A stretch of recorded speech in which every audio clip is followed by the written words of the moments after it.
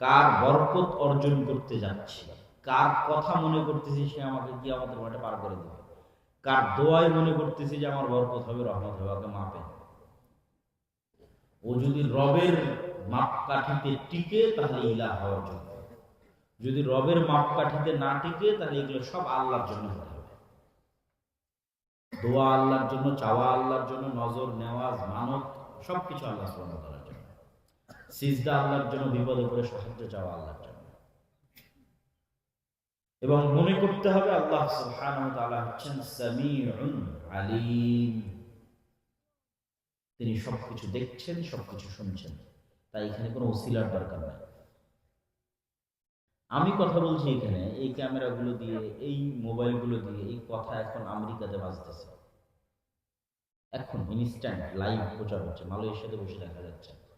Saudi থেকে call দিচ্ছিল একজন, পিছনে কথা বলছে, আমরা সৌদি থেকে দেখতে পাচ্ছি, এখন দেখতে পাচ্ছি সৌদি থেকে। তাহলে আমার এখনকার কথা মানুষের তৈরি যন্ত্রে এখনই গিয়ে সৌদিতে বাঁচতেছে, আর আমি কল্পনা করতেছি আল্লাহ আমার কথা শুনতেছে না। আল্লাহু আকবার। এই জন্য আমাকে পীরের কাছে যেতে হবে, ওলিয়া ওদের কাছে যেতে হবে, কেন আল্লাহ আমার কথা শুনতে পায় না। আচ্ছা, আমার চোখের সামনে আমাদের তৈরি করা যন্ত্র দিয়ে সেকেন্ডে আমার কথা 1000 কিলোমিটার দূরে বসে শোনা যাচ্ছে। তাহলে কেমনে এটা সম্ভব হয় রব্বুল আলামিন আমার কথা শুনে না? কেননা বাতাসের মধ্যে, আলোর মধ্যে ডাটা ট্রান্সফারের ক্ষমতা আল্লাহই রেখেছে, এটা কিন্তু বিজ্ঞানীরা বের করে দেয়। আমাদের কথা এইভাবে আলোর মধ্যে দিয়ে আগেও যেত, আমরা জানতাম না। পৃথিবী যেদিন থেকে সৃষ্টি হয়েছে ওই দিন থেকেই যায়, এটা যায় আলোর মধ্যে দিয়ে, ডাটা ট্রান্সফার হয়। কোরআনে তো এর চেয়ে উন্নত প্রযুক্তির কথা বলা আছে। এখানে তো তথ্য ট্রান্সফার হচ্ছে। কোরআনে বলা আছে এলিমেন্ট, বস্তু, পার্টিকেল ট্রান্সফার হওয়ার কথা চোখের পলকে। সুলাইমান আলাইহিস সালাম বলছেন রানী বিলকিস আসবে ইয়েমেনের রাজধানী সাবা থেকে 1000 কিলোমিটার দূরে ফিলিস্তিনের রাজধানী জেরুজালেমে তার সিংহাসন নিয়ে আসতে হবে। ক্বালা ইফরিতুম মিনাল জিন, ইফরিত নামক জিন বলল, আপনি যে এই মজলিসে বসে আছেন, এই মজলিস থেকে ওঠার আগেই, এরকম একটা মজলিসে ওঠার আগেই আমি এই সিংহাসন নিয়ে চলে আসবো। সুলাইমান আলাইহিস সালামের পছন্দ হয়নি, ওনার আরো দ্রুত দরকার। আল্লাযী ইনদাহু ইলমুম মিনাল কিতাব, যার কাছে কিতাবের জ্ঞান ছিল, সে বলল চোখের পলক পড়ার পূর্বে রানী বিলকিসের সিংহাসন এখানে উপস্থিত হবে। আল্লাহু আকবার। তাহলে আমাদের কথা চোখের পলক পড়ার পূর্বে আমেরিকা চলে যাচ্ছে, কিন্তু টিস্যু পেপার তো যাবে না। এই প্রযুক্তি তো মানুষ এখন বের করতে পারে যে টিস্যু পেপার এখান থেকে চোখের পলকে আমেরিকা পৌঁছে যাবে।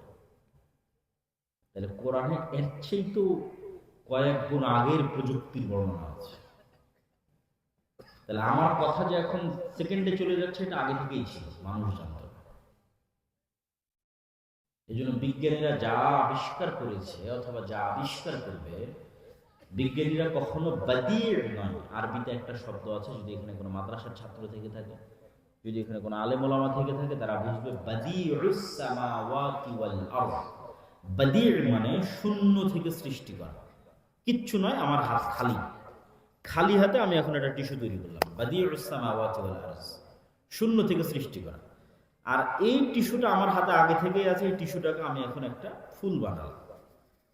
এটা আগে থেকে থাকা জিনিসকে পরিবর্তন করে একটা ফুল বানিয়ে দিলাম, বা এই টিস্যুটাকে আবার পানির মধ্যে মিশিয়ে আর একটা কিছু বানালাম।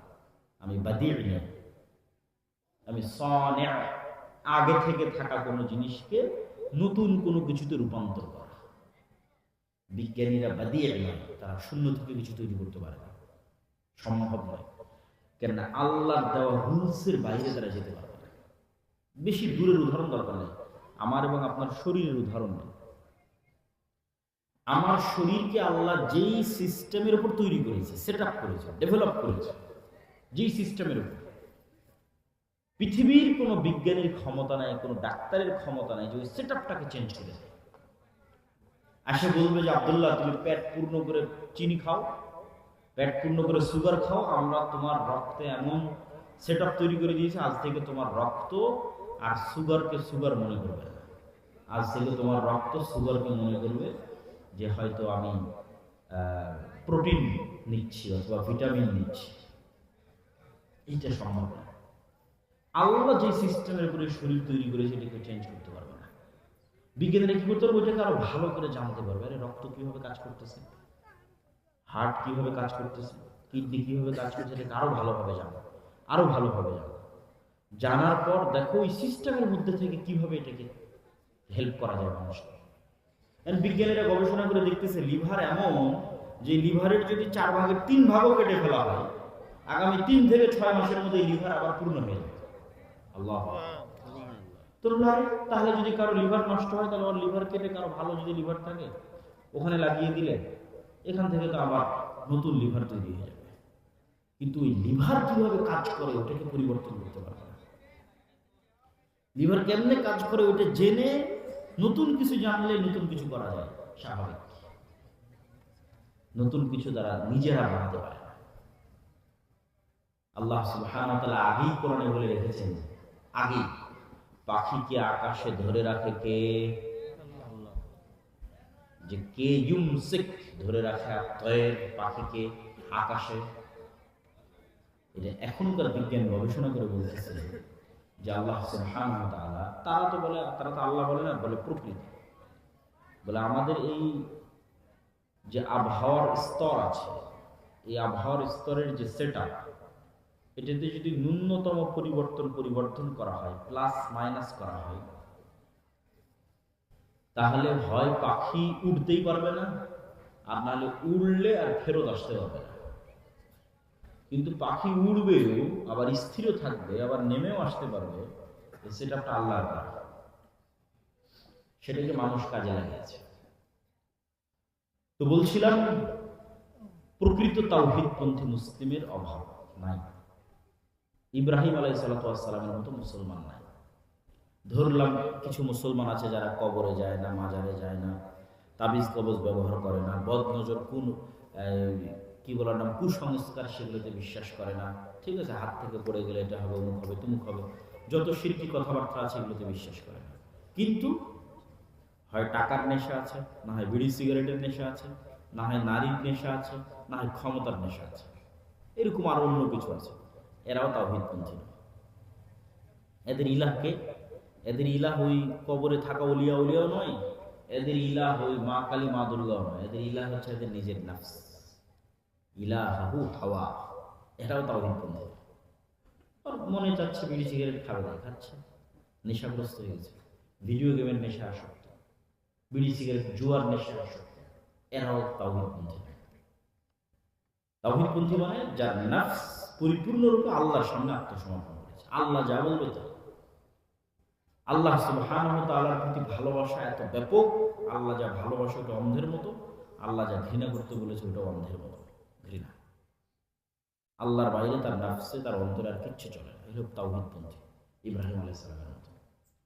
এই লেভেলে না পৌঁছা পর্যন্ত মুক্তির রাস্তা নেই। 3 নম্বর বলেছি ঈমান বিল গায়বিয়াতি। ঈমান বিল গায়ব, অদৃশ্য, চোখে দেখা যায়। এখানে এখন ফেরেশতারা আছে, আপনারা দেখতে পাচ্ছেন, কিন্তু ফেরেশতারা সত্য সৃষ্টি আল্লাহর, নূরের তৈরি, ডাইমেনশন। আমরা এক ডাইমেনশনে দেখি, আল্লাহর অন্য প্রাণীরা আর এক ডাইমেনশনে দেখে। সীমাবদ্ধতা। আপনি একটা ঘরের মধ্যে একটা পাখিকে নিয়ে যান, ও জানালা খুঁজে বের করতে পারবে না, বাড়ি খাবে দেওয়ালের সাথে, জানালা খুঁজতে কষ্ট হবে। কিন্তু আপনি ঠিকই দেখতে পাচ্ছেন ওখানে জানালা, ও দেখতে পাচ্ছে না। তাহলে আমার দৃষ্টির সীমা ভিন্ন, আপনার দৃষ্টির সীমা ভিন্ন। আপনি আমাকে যেভাবে দেখতেছেন, আমার মুখের দাড়ি, আমার মাথার টুপি, আমার চেহারা গোল, আমি কতটুকু লম্বা, এই চেহারায় আপনারা আমাকে চেনেন। কুকুর আমাদেরকে এই চেহারায় চেনে না, কেন ও এরকম, যেরকম রঙিন আপনি আমাকে দেখতেছেন এরকম নয়, আবছা আবছা দেখে। মাত্র 2টা রং দেখতে পাই, ঝিরি ঝিরি ঝিরি ঝিরি আবছা, বুঝতে পারে না। তাহলে কি দেখে বুঝে? গন্ধ। ওর নাকের পাওয়ার মানুষের চেয়ে 10,000 গুণ বেশি। তাহলে আমি যে আব্দুল্লাহ, এটা চিনে গন্ধে। তাহলে একা এক প্রাণীকে আল্লাহ আমাদের চোখের সামনে একা এক জগতে রেখে দিয়েছে। মাছের জীবনযাপনের ধরন আর আমার জীবনযাপনের ধরন কি এক? সাপের জীবনযাপনের ধরন আর আমার জীবনযাপনের ধরন কি এক? সাপ কিভাবে শুনে, কিভাবে দেখে, আর আমি কিভাবে শুনি, কিভাবে দেখি, এটা কি এক? তাহলে এই পৃথিবীতেই যখন এত ভ্যারাইটিস টাইপ অফ জীবনযাপন, তখন আপনি নিশ্চিত থাকেন এই পৃথিবীতে আরো প্রাণী আল্লাহ আছে যাদেরকে আমরা দেখতে পাই না, ওরা আমাদের ঠিকই দেখতে পাচ্ছে। সেই দুই প্রাণীর একটা হচ্ছে জিন আর একটা হচ্ছে ফেরেশতা, এবং এরা সবসময় আমাদের সাথে আছে। কারীনুম মিনাল মালাইকা ওয়া কারীনুম মিনাশ শাইতান। প্রত্যেক মানুষের সাথে দুটো বন্ধু আছে, একটা শয়তান, একটা জিন। একটা শয়তান, একটা ফেরেশতা, প্রত্যেক মানুষের সাথে। আপনাকে নিশ্চিতভাবে বিশ্বাস করতে হবে, এটা গায়ব। আর আমাদের যুদ্ধ শয়তানের বিরুদ্ধে। যা কিছু ঘটতেছে এগুলো সবগুলোর পিছনে শয়তান আছে। শয়তান চায় আমাদের পথভ্রষ্ট করতে, শয়তান চায় আমাদের জাহান্নামে নিয়ে যেতে, শয়তান চায় আমাদের শিরক করাতে, শয়তান চায় আমাদেরকে মানুষত্বের সম্মানের জায়গা থেকে নিচে নামিয়ে আনতে, উলঙ্গপনা, বেহায়াপনা, বেলিল্লাপনায় ব্যস্ত করতে। আমাদের আদি পিতা আদম আলাইহিস সালামকে যখন তারা পথভ্রষ্ট করেছিল, তখন প্রথম শাস্তি ছিল আল্লাহর কাপড় খুলে যাওয়া। আদম আলাইহিস সালামের আল্লাহর পক্ষ দেখে দেওয়া প্রথম শাস্তি কাপড় নাই। তাহলে উলঙ্গপনা, বেহায়াপনা একটা শাস্তি। শয়তান যখন দেখে সে মানুষকে উলঙ্গ করতে পারছে, সে খুশি হয় যে আমি মানুষকে সম্মানের জায়গা থেকে নিচে নামিয়ে আনতে পেরেছি। ও যে এত সম্মানিত ছিল, ওকে নিচে নামিয়ে আনতে পেরেছি। তাহলে গায়বি ইয়াকিন, না দেখা জিনিসের উপর ইয়াকিন, অদৃশ্য জগতে ইয়াকিন লাগবে। তাহলে আপনি নিশ্চিত বিশ্বাস করবেন আল্লাহ আপনার সাপোর্টে ফেরেশতা অবতীর্ণ করবে। রাতের বেলা আয়াতুল কুরসি পড়ে ঘুমালে আপনার মাথার কাছে ফেরেশতা আপনাকে গার্ড দেয়, রাসূল সাল্লাল্লাহু আলাইহি ওয়াসাল্লামের হাদিস। এগুলোর উপর যতক্ষণ আপনি দেখার মতো বিশ্বাস না করতে পারবেন, ততক্ষণ এটা বিশ্বাস করতে পারবেন না যে আপনার পক্ষে আকাশ থেকে ফেরেশতা নামতে পারে। ওই ইয়াকিন তৈরি হতে হবে যে হ্যাঁ, আমাদের সাথে ফেরেশতারা আছে, সব সময় আছে, ফেরেশতাদের আমরা দেখতে পাচ্ছি, শয়তান ডিস্টার্ব দিচ্ছে, ফেরেশতারা ভালো কাজের ইলহাম করতেছে, ফেরেশতার সঙ্গী আমার হওয়া দরকার, শয়তানের সঙ্গী আমার হওয়া উচিত নয়। রাতের সালাত আদায় করা উচিত, বিপদে পড়লে আল্লাহর সাহায্য চাওয়া উচিত, যেন আল্লাহ আরো বেশি স্পেশাল ফোর্স অফ মালাইকা, ফেরেশতাদের আরো স্পেশাল ফোর্স যেন আমার সহযোগিতায় দেয়। এটা একটা অদৃশ্য কানেকশন। তারপরে চলে আসি জরুরি কাজ কি। এগুলো তো গেল অদৃশ্য জগতের অনেক কথাই বললাম ঈমান বিল গায়ব, বললাম তাওহীদ, বললাম পরকালমুখী। বাস্তব জীবনে কাজ কি? বাস্তব জীবনে কাজ দুইটা, বিশেষ করে যুবকদের। বৃদ্ধ মানুষদের তো আর কাজ হবে না, তারা দাওয়াত দিতে পারে, দোয়া করতে পারে।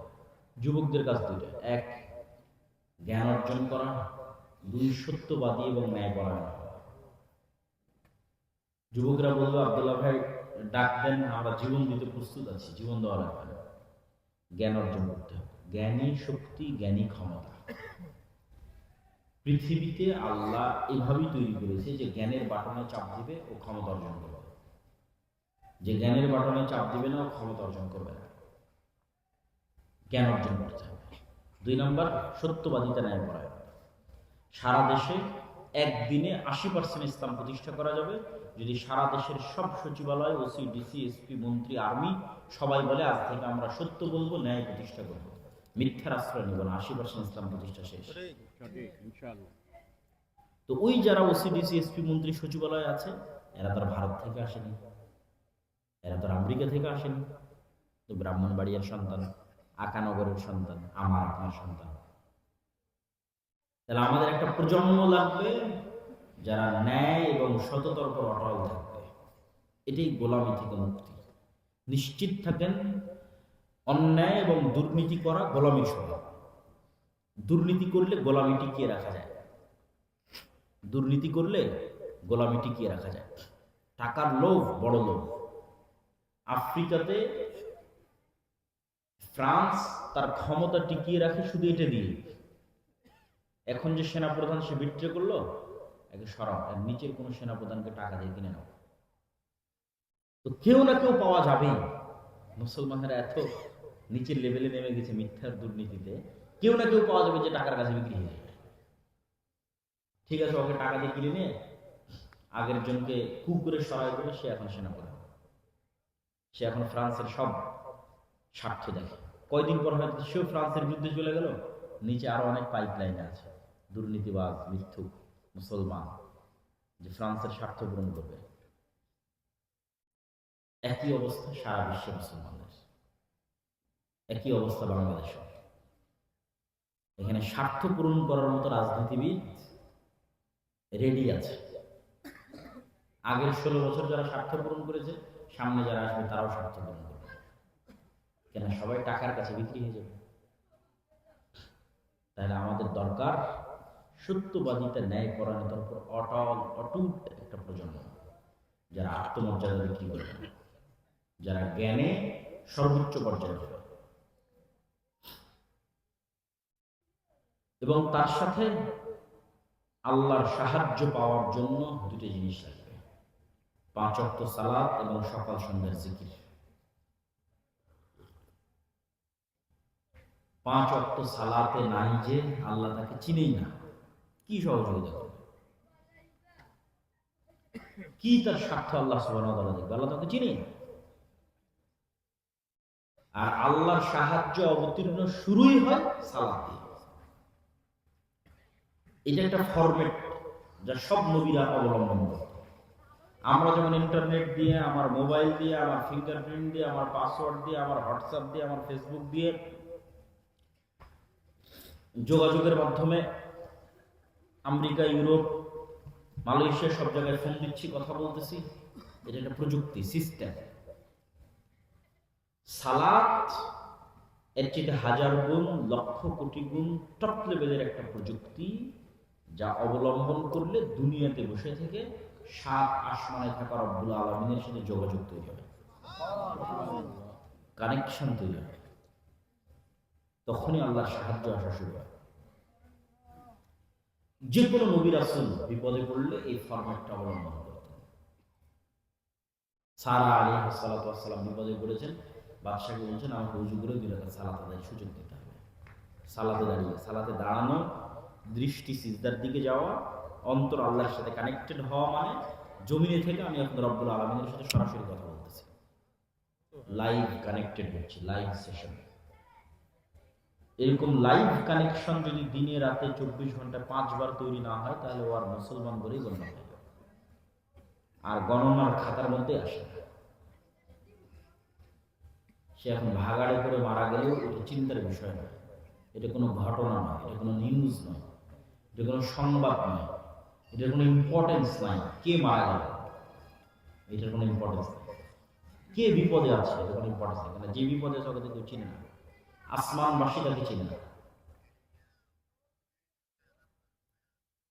তাহলে সালাত ছাড়া মুসলমানদের বাঁচার কোনো রাস্তা নেই, না ইহকালে না পরকালে। সালাতই একমাত্র রাস্তা যা দিয়ে মুসলমানরা বাঁচতে পারবে। সালাতই একমাত্র রাস্তা যা দিয়ে যুবক সকল গুনাহ থেকে বিরত থাকতে পারবে। যুবকেরা এসে আমাদের জিজ্ঞেস করে এই গুনাহ সেই গুনাহ, এইটা থেকে বাঁচতে চাই, ওইটা থেকে বাঁচতে চাই, সবকিছু থেকে বাঁচার রাস্তা সালাত। কেন? তুমি নেশায় আসক্ত এই কারণে যে তোমার নাফসের উপর কন্ট্রোল নেই, অবৈধ সম্পর্কে আসক্ত এই কারণে যে তোমার নাফসের উপর কন্ট্রোল নেই, জুয়ায় আসক্ত এই কারণে যে তোমার নাফসের উপর কন্ট্রোল নেই। তাহলে আগে তো নাফসে কন্ট্রোল প্রতিষ্ঠা করতে হবে, তাহলে তুমি সেগুলো থেকে বিরত থাকতে পারবে। তাহলে নাফসে কন্ট্রোল কিভাবে প্রতিষ্ঠা হবে? কাজ না করলে পৃথিবীতে কোনোদিন কোনো কিছু শেখা যায় না। আর্মিতে জয়েন করবেন, আপনাকে 10 কিলোমিটার দৌড়াতে দেবে, এটা কাজ, ট্রেনিং। তাহলে আপনি ইসলাম গ্রহণ করবেন, নাফসকে কন্ট্রোল করবেন, তাহলে নাফসকে কাজ দিতে হবে, কিন্তু কাজ না দিলে এটা কন্ট্রোলে থাকবে না। তাহলে নাফসকে কাজ কি দিতে হবে? ওকে বাধ্য করতে হবে 24 ঘন্টায় 5 বার সালাত আদায় করতে হবে, নাফসকে, নিজের নাফসকে। এটা কাজ, কি মরা পর্যন্ত এই কাজ অব্যাহত থাকবে। যেই দিনই এই কাজ ছুটে যাবে, ওই দিন নাফস স্বাধীন, ও আর আপনার কন্ট্রোলে নেই। তাহলে কোনোদিনই 5 ওয়াক্ত সালাত মিস দেওয়া যাবে না, ওকে বাধ্য করতেই হবে। অ্যাটলিস্ট তুমি 5 ওয়াক্ত সালাত আদায় বাধ্য। এটা নাফসকে কন্ট্রোল করার পৃথিবীর সবচেয়ে সহজ উপায় সালাত। 5 ওয়াক্ত সালাতে যে নিয়মিত আছেন, ওর জীবনে উন্নত হওয়া, সফল হওয়া, সাকসেসফুল হওয়া, বড় হওয়া, সব রাস্তা উন্মুক্ত থাকবে। 2 নম্বর বলেছি, যেটা দিয়ে বক্তব্য শেষ করব, সেটা হচ্ছে সকাল সন্ধ্যার জিকির। সাউন্ড, আওয়াজ, এটা সবচেয়ে শক্তিশালী, সবচেয়ে পাওয়ারফুল। আওয়াজ সবচেয়ে পাওয়ারফুল। এমনও গবেষণায় দেখা গেছে যে আপনি যদি একটা বরফ খণ্ড অর্থাৎ পানি, এটাকে নিয়েও যদি সামনে নিয়ে যদি নির্দিষ্ট একটা আওয়াজ উচ্চারিত করেন, পৃথিবীর যত জাদুকরী শক্তির কথা বলেন আর যত তন্ত্র মন্ত্রের কথা বলেন, এগুলো সব তারা নির্ভর করে রেখেছে আওয়াজের উপর। মুখ দিয়ে কিছু উচ্চারণ করবেন, সেটা বাস্তবায়ন করবে। আওয়াজ আসলেই পৃথিবীতে পাওয়ারফুল,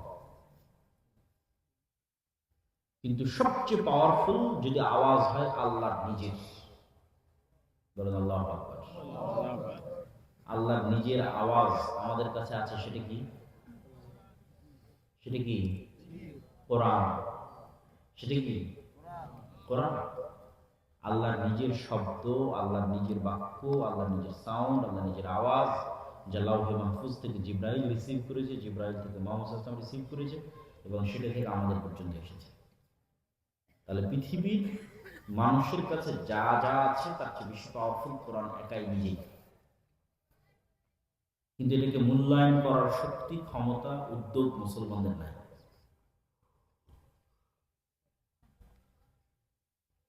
আওয়াজ সবচেয়ে পাওয়ারফুল, এই জন্য সর্বশ্রেষ্ঠ জিকির কোরআন।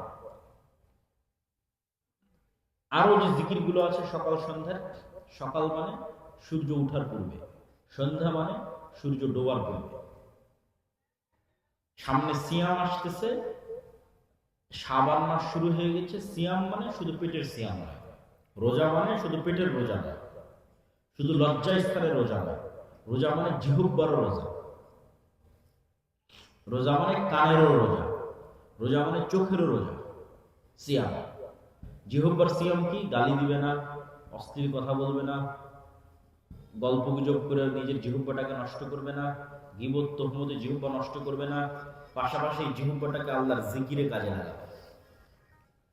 শয়তান সবচেয়ে সহজে যেটা দিয়ে আপনাকে জাহান্নামে নিয়ে যাবে সেটাই জিহুব্বা, আর আপনি সবচেয়ে সহজে যেটা দিয়ে জান্নাতে যাবেন সেটাই জিহুব্বা। শয়তান যদি আপনার অন্তরে আজকে কুমন্ত্রণা দেয়, চল কালকে তোকে জেনা করতে হবে, অনেক কিছুর কারণে আপনি এটা করতে পারবেন না। সামাজিক ভয় ভীতি, পরিবারের সম্মান, আইন কানুন, অনেক কিছুর কারণে আপনি পিছিয়ে সরে আসবেন। না থাক, না থাক, বলে অমুককে হত্যা কর, অনেক কিছুর কারণে আপনি পিছিয়ে সরে আসবেন। না থাক, না থাক, করবেন না। তাহলে শয়তানের জন্য আপনাকে জাহান্নামে নিয়ে যাওয়া তো কঠিন হয়ে গেল, কেন? বড় বড় অপরাধ তো আপনাকে দিয়ে করানো যাচ্ছে। তাহলে কি দিয়ে আপনাকে জাহান্নামে যাবে? ওকে গালি দেয়, আপনি কি 1 সেকেন্ড দেরি করবেন নাকি গালি দিতে? কথা বলেন না, 1 সেকেন্ড দেরি করবেন। আর গীবত কর, শয়তান নাফসা, আপনার নাফসকে বলছে, অস্বস্তি দিচ্ছে, আর গীবত কর, আপনি সাথে সাথে যুক্ত হয়ে যাবেন। চায়ের স্টলে বসেছেন, শুরু হয়ে গেছে গীবত, রাজনৈতিক সামনে নির্বাচন। এবারের মাসিক আল ইতিসামে একটা সম্পাদকী আছে, নির্বাচনে যত গুনাহ, হেডলাইন। মাসিক আল ইতিসামের, যদি মাসিক আল ইতিসাম এখানে আসে, আমি জানি না আসে কিনা, না এসে থাকলে নেওয়ার চেষ্টা করতে হবে, আসে। মাসিক আল ইতিসামের নির্বাচনে যত গুনাহ, তাহলে নির্বাচনের একটা বড় গুনাহ কি? গীবত। এটা করতে কেউ ধরবেও না, কেউ বাধাও দিবে না, কেউ মারবেও না। তাহলে সহজে এটা করিয়ে আপনাকে জাহান্নামে নিয়ে যাবে। এবার সহজে আপনি জান্নাতে যাবেন কিভাবে? খালি মুখ বন্ধ, অপ্রয়োজনে সব গল্প গুজব বন্ধ, কোনো ওযু নাই, কিচ্ছু নাই, মসজিদে যাওয়া নাই, কোনো ঝাই ঝামেলা ঝুট কিচ্ছু নাই। 24 ঘন্টা যতক্ষণ আছেন ততক্ষণ সুবহানাল্লাহ, আলহামদুলিল্লাহ, লা ইলাহা ইল্লাল্লাহ। কিছু লাগবে নাকি এটা বলতে? এটা বলতে ওযু করা লাগতেছে না, এটা বলতে মসজিদে যাওয়া লাগতেছে না, তাই না? কিছু না, শুধু জিহ্বাটা কাজে লাগতেছে।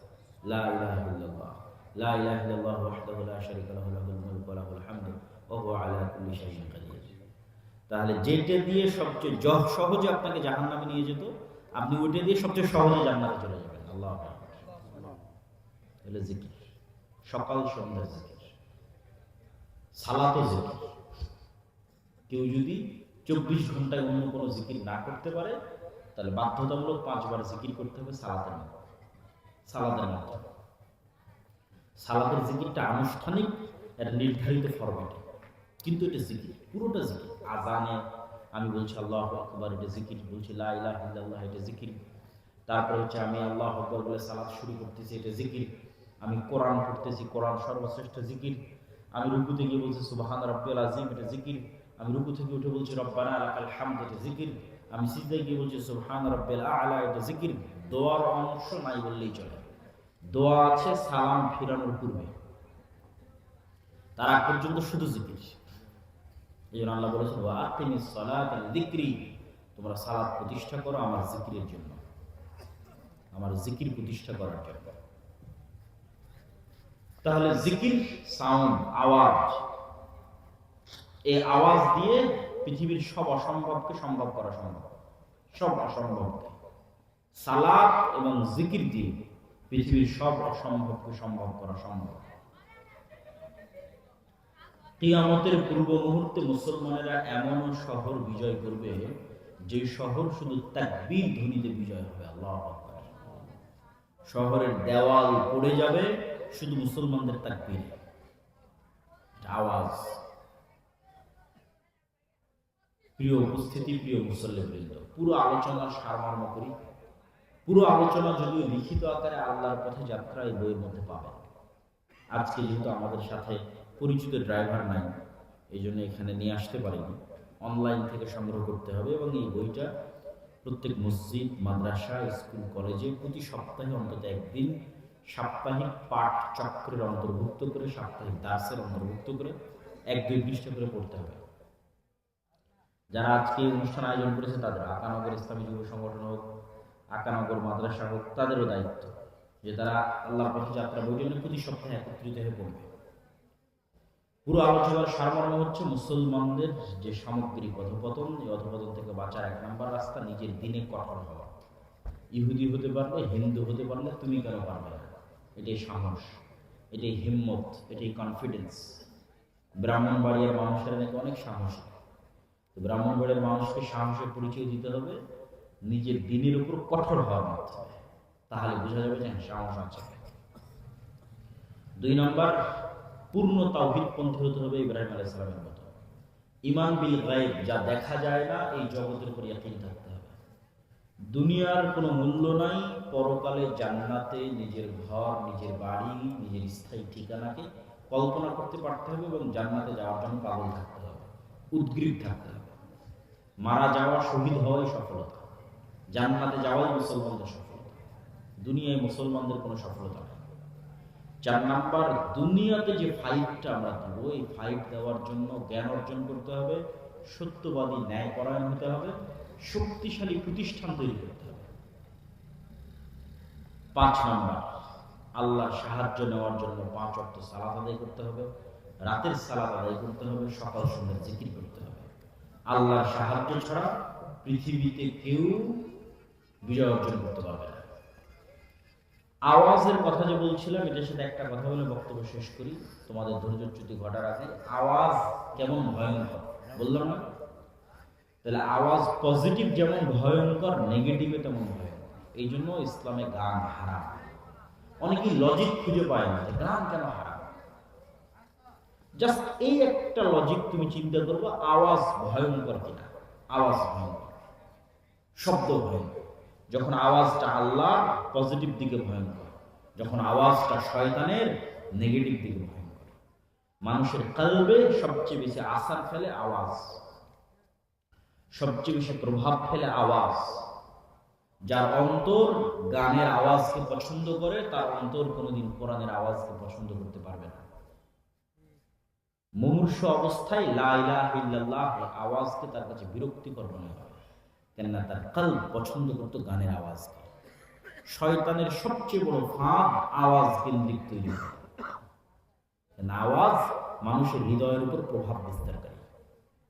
এই জন্য আল্লাহর সবচেয়ে বড়, রাসূলের সবচেয়ে বড় মর্যাদা হচ্ছে আওয়াজ, কোরআন, আওয়াজ।